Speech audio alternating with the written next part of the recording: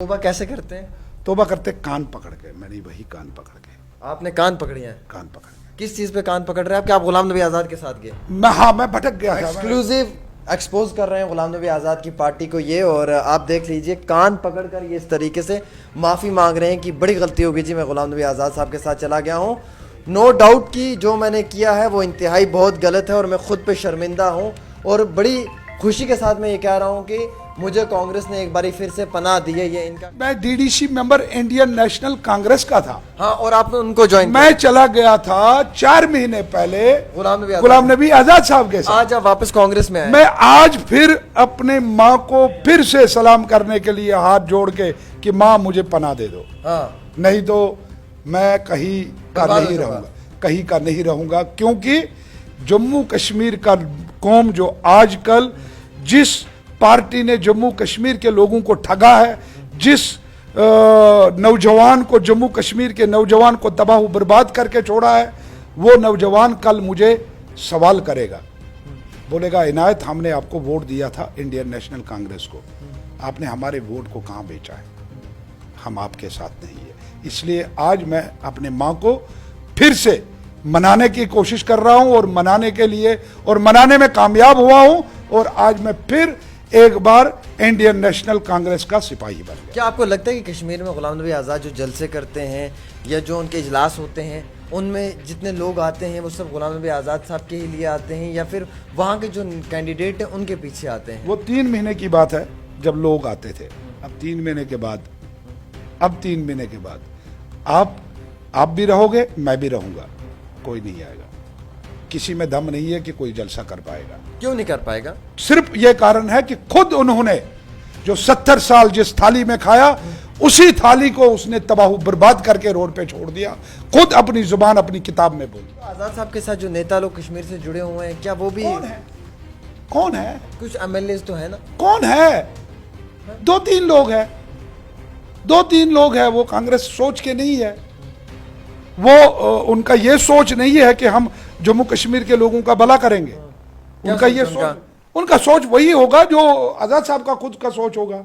गुलाम नबी आज़ाद साहब की पार्टी को ज्वाइन किया था अनायतुल्लाह साहब ने। आज इन्होंने पार्टी में इस्तीफा पेश किया और वापस अपनी जमात कांग्रेस को जो है वो ज्वाइन किया है। आखिरकार कहां पे नाराजगियां हैं, या फिर जो दावा कर रही थी कांग्रेस की आज़ाद साहब की पार्टी जो है वो भारतीय जनता पार्टी की बी या सी टीम है, क्या ये हकीकत है? क्या अब इन लोगों को ये महसूस हो रहा है कि ये वही जमात है जिसके ऊपर ये इल्ज़ामात आयद किए जा रहे थे? अनायतुल्लाह साहब, कहाँ पर गुलाम नबी आज़ाद साहब ने आपका दिल दुखाया कि आप फिर से वापस कांग्रेस में चले आए थे?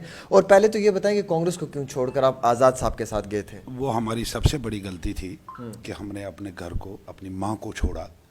माँ को छोड़ने के बाद हम दूसरे घर में, पराए घर में चले गए थे। क्या आप इतने बेवफा बेटे थे? हाँ, मैं ये मानता हूँ कि 4 महीने पहले हम इतने बेवफा बेटे थे कि हमने अपनी माँ को छोड़ा और हम दूसरी की माँ के साथ बैठ गए कि हमने सोचा। उस माँ में इतना क्या आपको प्यार दिख गया जो आप अपनी सकी माँ को छोड़ के चले गए? उस माँ ने हमें 70 साल धोखे में रखा था, 70 साल आपस में लड़ाया था। किस 70 साल जो माँ, जिस माँ के साथ हम गए थे, अब गुलाम नबी आज़ाद साहब की बात कर रहे हैं? जी, 70 साल उन्होंने हमें लड़ाया आपस में पार्टी में।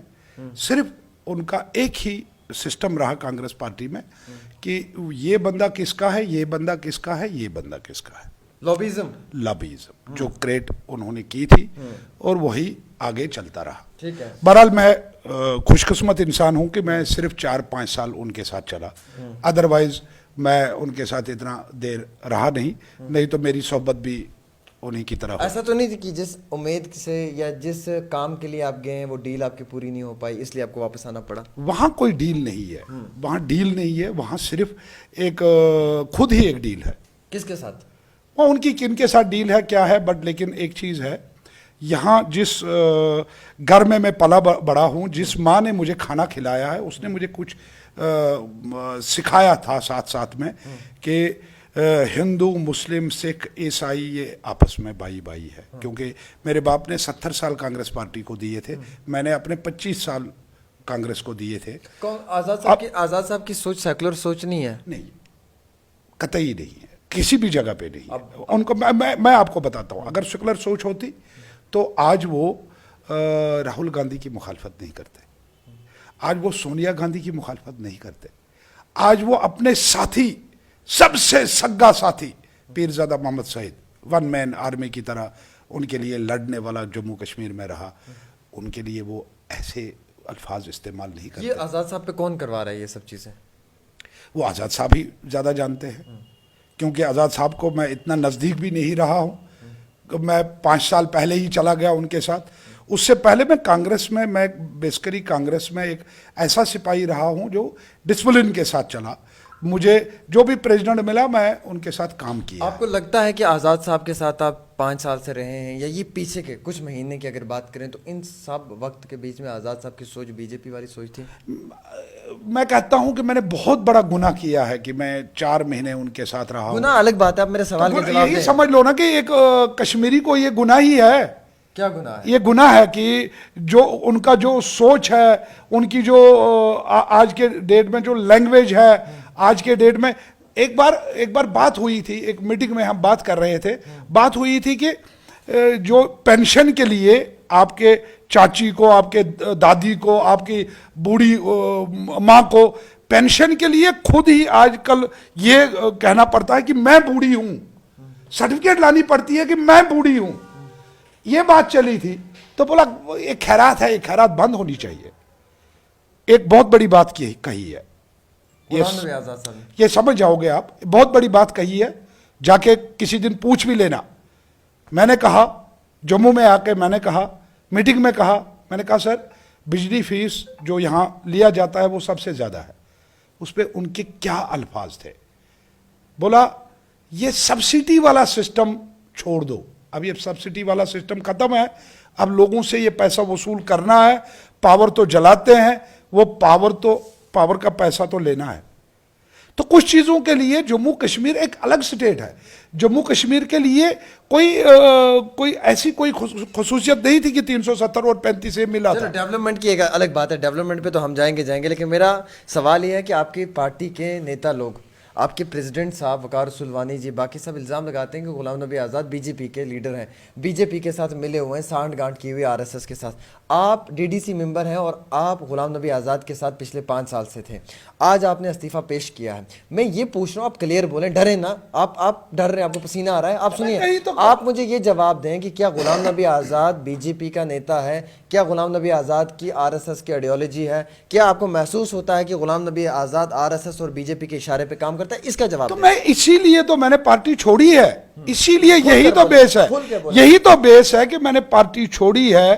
क्यों छोड़ी है? मैंने इसलिए छोड़ी है कि वो पार्टी सेकुलर पार्टी नहीं है। हाँ, वो क्या पार्टी है फिर? वो पार्टी सेकुलर के बजाय सिर्फ यहाँ एक ही पार्टी है, वो है बीजेपी। हाँ, तो आप कह रहे हैं कि आजाद साहब बीजेपी की तो नेचुरली आप डीडीसी मेंबर उनकी पार्टी में थे? नहीं, मैं DDC member Indian national Congress का था। हाँ, और आपने उनको ज्वाइन मैं चला गया था 4 महीने पहले गुलाम नबी आजाद साहब के साथ। आज आप वापस कांग्रेस में आए। मैं आज फिर अपने माँ को फिर से सलाम करने के लिए हाथ जोड़ के कि माँ मुझे पनाह दे दो। हाँ, नहीं तो मैं कहीं का नहीं रहूंगा, कहीं का नहीं रहूंगा, क्योंकि जम्मू कश्मीर का कौम जो आजकल जिस पार्टी ने जम्मू कश्मीर के लोगों को ठगा है, जिस नौजवान को, जम्मू कश्मीर के नौजवान को तबाह बर्बाद करके छोड़ा है, वो नौजवान कल मुझे सवाल करेगा, बोलेगा इनायत हमने आपको वोट दिया था इंडियन नेशनल कांग्रेस को, आपने हमारे वोट को कहाँ बेचा है,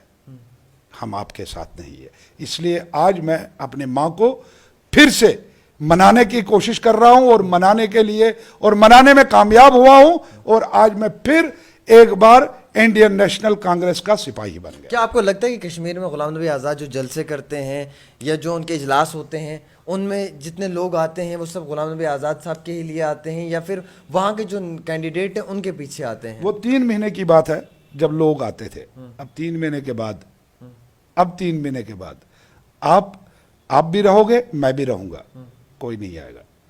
किसी में दम नहीं है कि कोई जलसा कर पाएगा। क्यों नहीं कर पाएगा? सिर्फ यह कारण है कि खुद उन्होंने जो 70 साल जिस थाली में खाया, उसी थाली को उसने तबाह बर्बाद करके रोड पे छोड़ दिया, खुद अपनी जुबान अपनी किताब में बोल बोल के। जो आजाद साहब के साथ जो नेता लोग कश्मीर से जुड़े हुए हैं, क्या वो भी कौन है? कुछ एमएलए तो है ना? कौन है? 2-3 लोग हैं, 2-3 लोग हैं। वो कांग्रेस सोच के नहीं है, वो उनका ये सोच नहीं है कि हम जम्मू कश्मीर के लोगों का भला करेंगे। उनका ये सोच, उनका सोच वही होगा जो आजाद साहब का खुद का सोच होगा। क्या क्या कभी 4 महीने में आज़ाद साहब ने आप लोगों को जब आप उनकी पार्टी में जो शामिल हुए और एज ए डीडीसी मेंबर, क्या कभी 4 महीनों में आज़ाद साहब ने आपके साथ कोई बीजेपी की तारीफ की, कोई आरएसएस की तारीफ की, कुछ? तारीफ ही तारीफ, तारीफ ही तारीफ, तारीफ ही तारीफ। मैं थोड़ा सा वोकल आदमी हूं, मैं 3-4 बार खड़ा हो गया हूं। मैंने कहा सर मैं इस चीज के साथ इत्तेफाक नहीं करता हूं, मैं ये नहीं कर सकता हूं, मैं ये नहीं बोल सकता हूं। तो बहुत सारे इशू है कि जिन पे इनायत शायद आज बात नहीं कर सकता है। अगले वो इलेक्शन की बात है कि इलेक्शन में चला जाए बंदा, इलेक्शन में बात करेंगे कि क्या बात है क्या नहीं है। ऐसा तो नहीं था कि आपने आज़ाद साहब की पार्टी को ज्वाइन किया था टिकट के लिए और आपको गुलाम नबी आज़ाद ने टिकट नहीं दी तो आप वापस लौट कर आ गए? ऐसा कुछ भी नहीं है। इनायत खुद ब खुद एक कैंडिडेट है, खुद ब खुद। इनायत का नाम ही चलता है। इनायत डीडीसी मेंबर खुद चुन के आया है, खुद जीत के आया है, किसी के दम पे नहीं। कांग्रेस पार्टी ने मुझे टिकट दी है और उस टिकट के बिना के वजह से मैं जीत के आया हूं।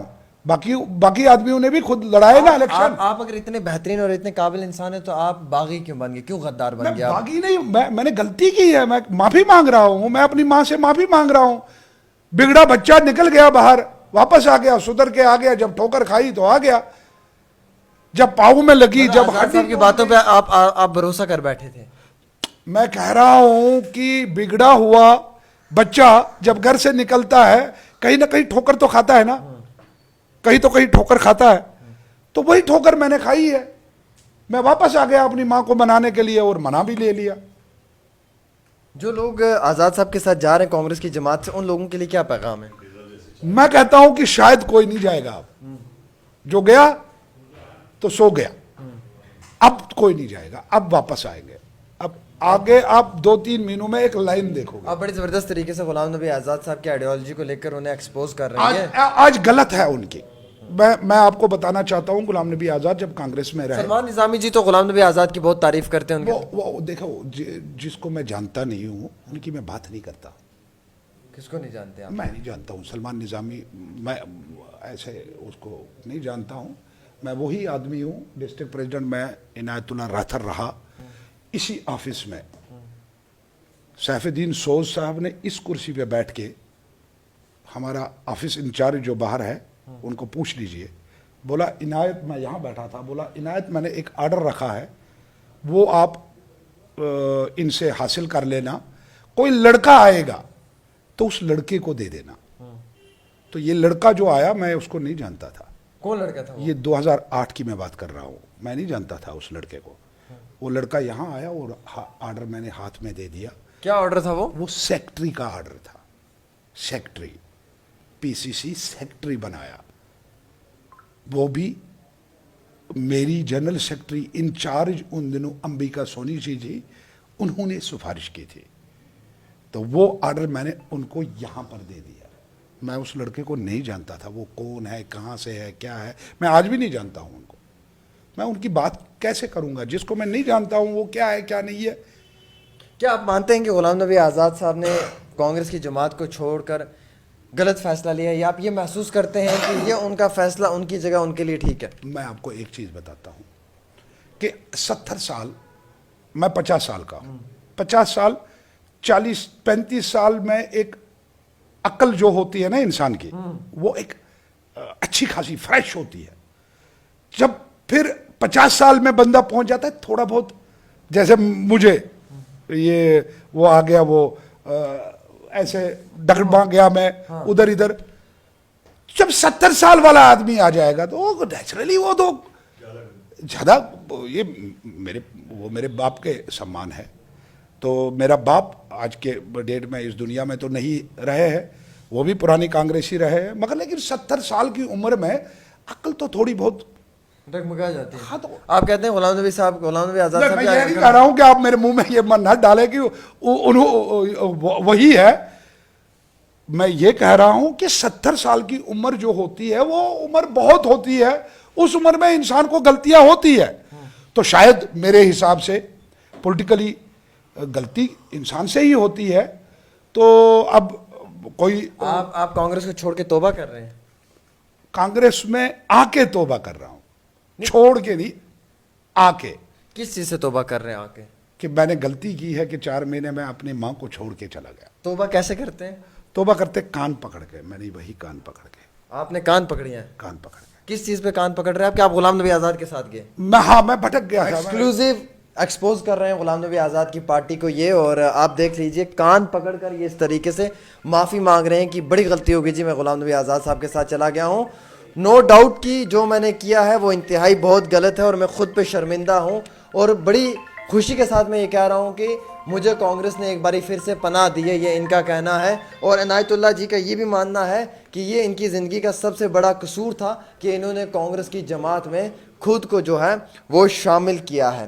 फ़िलहाल के तौर पे नाज़रीन किराम, आप देखिए जिन जिन लोगों ने भी कांग्रेस की जमात को ज्वाइन किया था वो लोग आज किस तरीके से छोड़ के जो गए थे वो लोग आज क्या स्टेटमेंट जारी कर रहे हैं, और जिन लोगों ने गुलाम नबी आज़ाद साहब की जमात को ज्वाइन किया था वो लोग वापस आके कान पकड़ रहे हैं। मैंने एक्सक्लूसिव आपको तस्वीरें दिखाई कान पकड़ते हुए इनायतुल्लाह कासमी साहब के, और इन्होंने कान इसलिए पकड़े हैं कि ये इनकी ज़िंदगी का सबसे बड़ा गुनाह है कि इन्होंने आज़ाद साहब की जमात को ज्वाइन किया। अब आप यहाँ से समझ सकते हैं कि रियलिटी क्या है। ये वही लोग हैं जो कल तक उनके साथ थे, आज वहाँ से दामन छुड़ाकर कांग्रेस की जमात में वापस शामिल हुए हैं। फिलहाल एक छोटी सी पेशकश आमिर सुहेल के साथ।